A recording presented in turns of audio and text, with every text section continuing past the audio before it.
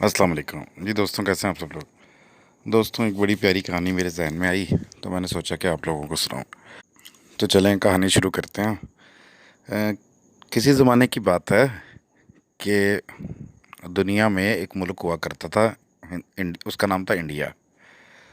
तो वहाँ पर एक अजीब मामला हुआ कि टीवी की के ऊपर ना खबरें आ रही थी।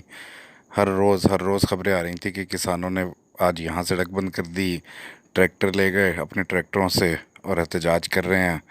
और फिर वो एहतजाज बहुत लंबा चलता रहा, महीना हो गया, 2 महीने हो गए, वो एहतजाज चलता रहा। हुकूमत मुतालबात माने, किसानों के मुतालबात माने।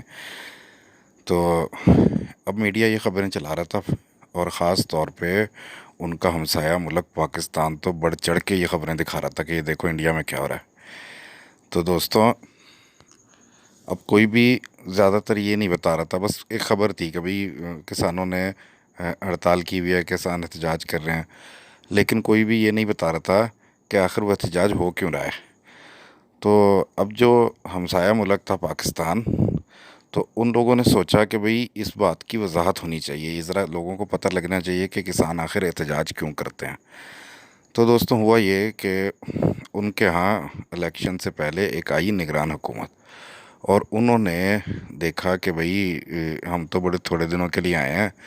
तो उन्होंने प्राइवेट ताजिरों को प्राइवेट सेक्टर को के ताजिरों को इजाज़त दी कि भाई तुम लोग भी गंदम ख़रीदो, और हुकूमत भी गंदम ख़रीदेगी। तो रूस से और यूक्रेन से तो वो तकरीबन कोई लाखों टन गंदम जो है पाकिस्तान ने ख़रीद ली।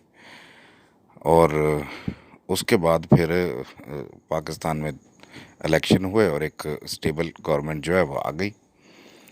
अब हुआ ये कि पाकिस्तान के किसानों ने जिस खर्चे के ऊपर अपनी गंदम उगाई थी, तो उससे कम कीमत जो थी वो उस पर गंदम बिकना शुरू हो गई उस मुल्क के अंदर। अब किसान बड़े परेशान कि भाई अब हम क्या करें, ये तो बड़ा हमारे साथ जुल्म हुआ है। हमने तो इसमें अपने बच्चों के सारे खर्चे पूरे करने थे, अपने घरों के पूरे साल के खर्चे हमने इससे निकालने थे। तो ये तो बड़ा जुल्म हो गया। तो अब औने पौने हम अपनी चीज़ को कैसे बेचें, क्या करें। घरों के बाहर बोरियां रख कर अब वो बैठे हुए थे कि अब हम इसके मामले में क्या करें। लेकिन दोस्तों, वो कर कुछ भी नहीं सकते थे, उन्हें ये सब कुछ बर्दाश्त करना था।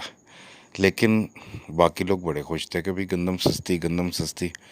यानी कि वहाँ एक तबका रो रहा था, परेशान था, कर्ज़ई हुआ था, और लोगों के आगे हाथ फैला रहा था कि भाई अब कैसे इस खर्चे पूरे करेंगे, क्या करेंगे, अब अगली फसल कैसे बोएंगे, तो उसके लिए बीज चाहिए। इस किस्म के मसाइल चल रहे थे एक तबके के, और दूसरा तबका बड़ा खुश हो रहा था।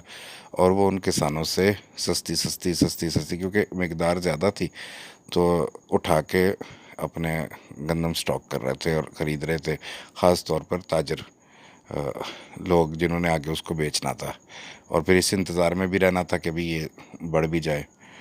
तो अब बेचारे पाकिस्तान के किसानों ने एहतजाज वो क्या करते बेचारे, बस औने पौने और इसको अपनी तकदीर कह के कि हम यहाँ पाकिस्तान में पैदा हो गए हैं, तो ये कह के तो उन्होंने अपनी माल को, अपने ज़र को बेचना शुरू कर दिया कि चलो जो थोड़ा बहुत मिलता है चलो मिले सही। तो लेकिन दोस्तों, आखिरकार पाकिस्तानियों ने ये राज पाकिस्तान ने आखिरकार खोल डाला कि देखो भाई किसान आखिर एहतजाज क्यों कर रहे थे इंडिया के अंदर। और फिर ऐसे काम करके हुकूमतों को एताद शुमार होने के बावजूद, जब वो 200 अरब रुपए के कोई चीज़ दुनिया से ख़रीदने की इजाज़त दे देते हैं, और अपने लोगों को उस वक़्त गवर्नमेंट हुकूमतें भूल जाती हैं, तो आखिर उसकी वजह क्या होती है। तो लेकिन दोस्तों, इस पे मैं बात नहीं करना चाहूँगा कि नरेंद्र मोदी को क्या मिलता है या किसी भी गवर्नमेंट के किसी शख्स को क्या मिलता है उससे। तो मेरी तो कहानी चल रही है दोस्तों, तो कहानी एक अजीब मोड़ ले लेती है।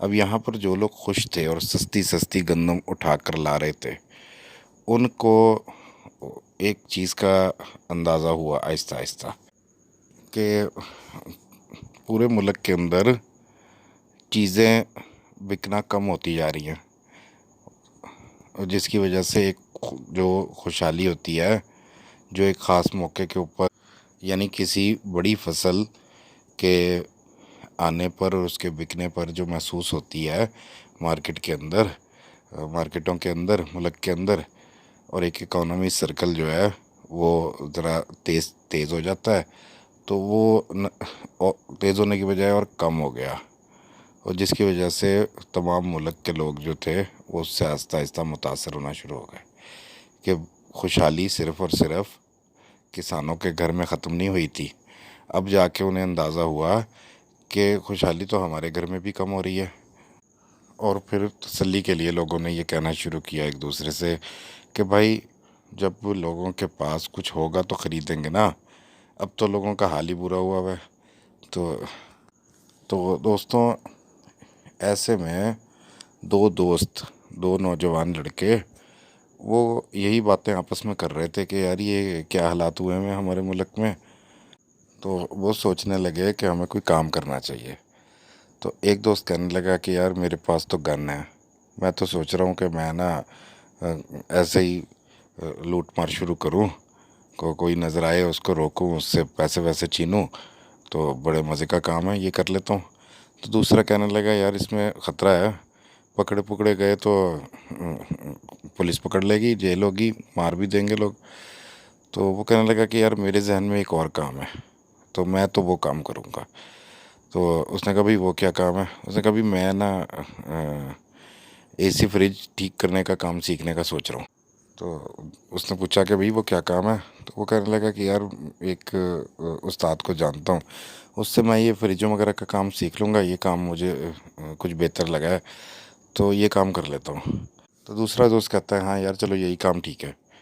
اب ہوتا کیا ہے کہ وہ کام سیکھ لیتے ہیں اور ایک گھر کے اندر جاتے ہیں، اور وہاں پر ایک عورت کام کروا رہی ہوتی ہے، ایک بڑی سوسائٹی ہوتی ہے، وہاں پر عورت ایک کام کروا رہی ہوتی ہے، وہ کہتی ہے بھائی دیکھو میرا اے سی خراب ہو گیا، تو وہ اے سی اتارتے ہیں اور تھوڑی دیر بعد عورت سے کہتے ہیں کہ یہ تو پورا کا پورا جل گیا، اس کا اوپر والا پرزہ جو ہے آؤٹ ڈور وہ نیا آئے گا۔ تو وہ پوچھتی ہے کتنے کا آئے گا؟ تو وہ کہتے ہیں یہی کوئی 50,000 کا آ جائے گا۔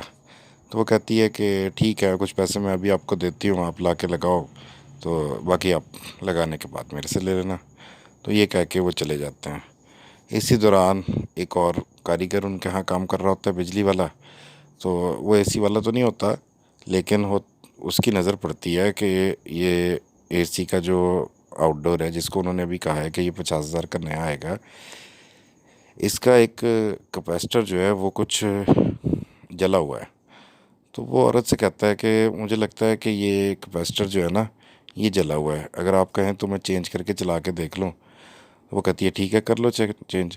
وہ اپنے بیگ سے کیپیسٹر نکالتا ہے، وہ 50 روپے والا کیپیسٹر اے سی کو لگاتا ہے اور اے سی بہترین چلنا شروع ہو جاتا ہے۔ اب اس موقع پہ سارے حیران رہ جاتے ہیں کہ بھئی کہاں 50,000 اور کہاں 50 روپے۔ دوستوں یہ اس دور کی بات ہے کہ جب لوگ سارا کا سارا الزام اپنی حکومت کو دیا کرتے تھے کہ وہ یہ سب کچھ کرتی ہے، لیکن حقیقت بات تو یہ ہے کہ اس ملک کے اندر ہر کوئی ایک دوسرے کے خون کا نہیں بلکہ ایک دوسرے کے مال کا پیاسا ہو چکا تھا۔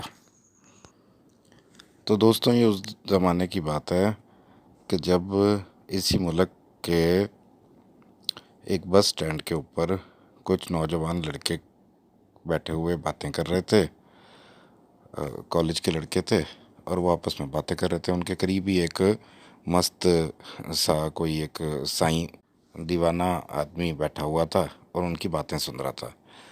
تو ایک لڑکا کہنے لگا کہ اپنی حکومت کو برا کہنے کے لیے اس نے جو الفاظ شروع کیے وہ کچھ یوں تھے کہ بھئی دیکھو نائجیریا کے صدر سے الجزائر کے صدر ملنے کے لیے آئے، اور الجزائر کے صدر نے نائجیریا کے صدر کے سر پہ فائل اٹھا کے مار دی۔ اب اس بات کے اوپر نائجیریا اتنا ناراض ہوا کہ انہوں نے الجزائر پہ حملہ کر دیا اور 10 سال تک الجزائر کو نائجیریا ملک کی غلامی کرنا پڑی۔ تو بھائی اللہ پاک نے قوموں کی تقدیر جو ہے وہ حکمرانوں کے ہاتھ میں رکھی ہوتی ہے۔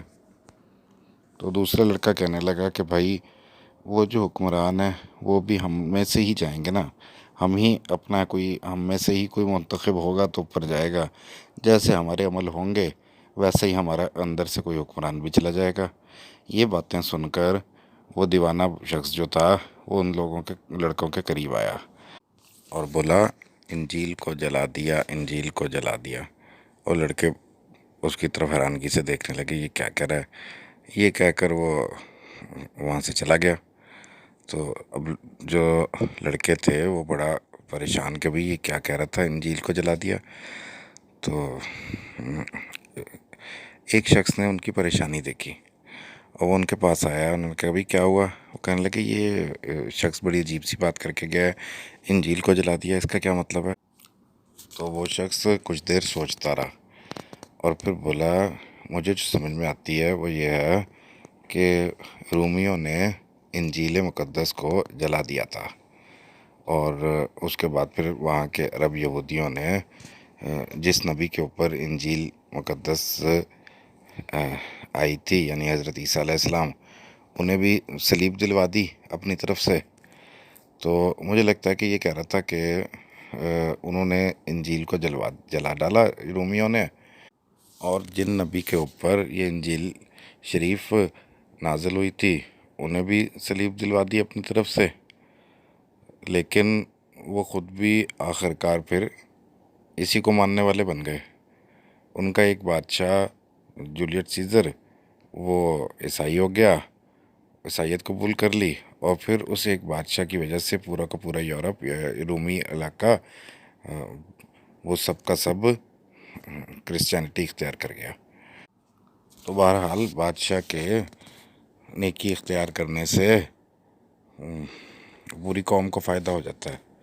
اور ایسا ہی ایک واقعہ مشرق میں ہوا کہ چنگیز خان نے اپنی تمام سلطنت اپنے بیٹوں میں تقسیم کر دی تھی، تو ان میں سے ایک بیٹا جس کو فارس کی سلطنت دی گئی تھی ایران کی، وہ مسلمان ہو گیا، اور پھر اس کے مسلمان ہونے کی وجہ سے اس کے ملک کا جتنا بھی اس کے پاس ایریا تھا سمرقند بخارا تک، وہ سب کے سب جو تھے وہ مسلمان ہو گئے۔